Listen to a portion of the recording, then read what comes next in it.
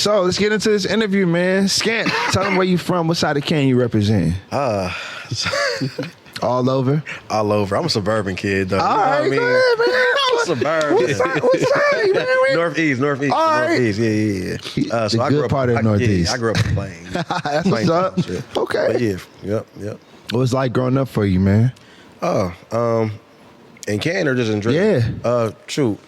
It was always love. Canton always showed me love. You know, I love where I'm from.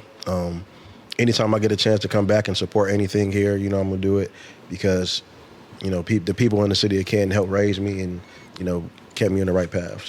So let's take it back. Like, when did you first fall in love with the game of basketball? Man, early on.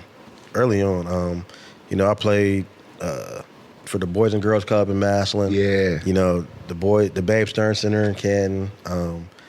I went to Heritage, but I played for Duber.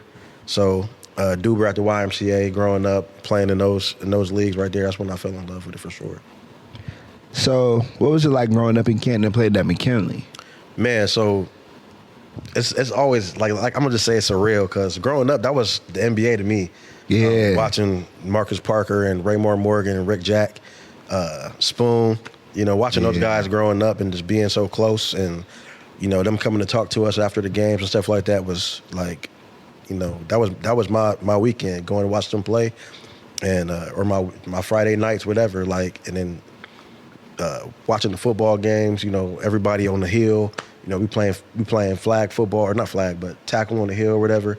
You know, watching Morgan Williams and all those guys out there, Ryan Brinson, like it was like the NBA and the NFL to us, you know what I mean? So every athlete I've had that's played for McKinley, they've always said, like in their younger days, their dream was to play for McKinley. Yeah, for sure. Not even the NBA or nothing. It was like, my dream was to be a Bulldog. So like you being a 3-year starter, what do you remember the most about those days? Like, do you have a special moment or a locker room memory that'll always stick with you? Man, special moment is, you know, my junior year, we started off the year like 2-8. And we had one on a crazy run, ended up losing in the Elite 8. We had won like 17, 18 games straight. We just ended up gelling together. You know, D-Will, that was my shooting guard. Shout out D-Will. You know what I mean? That's one of the best scorers I've ever played. Yeah. So, you know, just that team. And it was crazy because a lot of that was like, unplanned. We weren't supposed to be that good. You know what I mean? So to lose in the Elite 8 to Karis LeVert and Jason Tate, Taco Tarleton, you know, some NBA guys and NFL guy was, you know, we were supposed to win state that year, but you know, just ran into them before. So like, how did it feel? Like your journey took you from player to coach, from player to teacher and coach. How did it feel switching from like?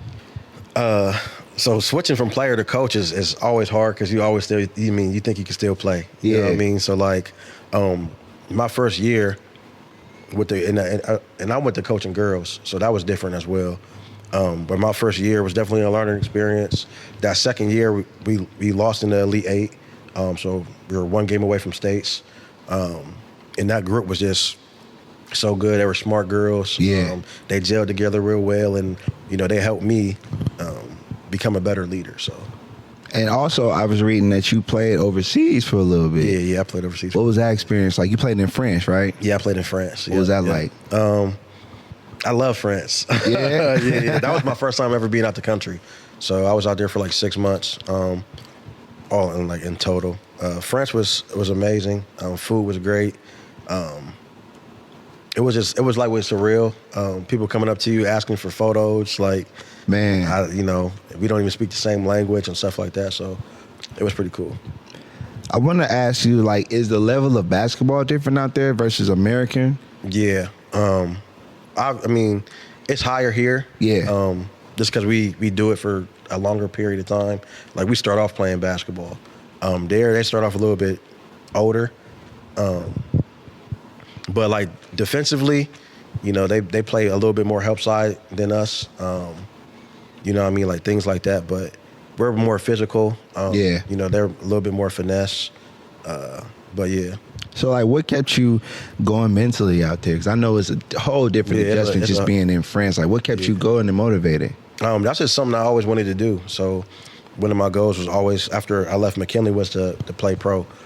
So when I got that opportunity, I just, had to try to seize it because you never know how many more you're going to get. So Yeah, so like through all the ups and downs that you've been through, like did you ever feel like basketball was kind of slipping away from you? most definitely. I bounced around college a lot. So I started off at Tiffin.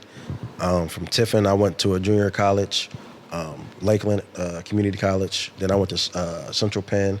Then I ended up graduating from Salem International University in West Virginia. Good for you. So I bounced around a lot, and through all that bouncing around, I'm like, maybe this is not what I'm supposed to be doing. But my parents, they kept me encouraged, and then just like the love for the game, like, you might fall out of, like, basketball is like a love-hate relationships. One day, things not going your way, and then the next day, everything might fall. So, yeah. you know what I mean? Like, so I just kept pushing forward.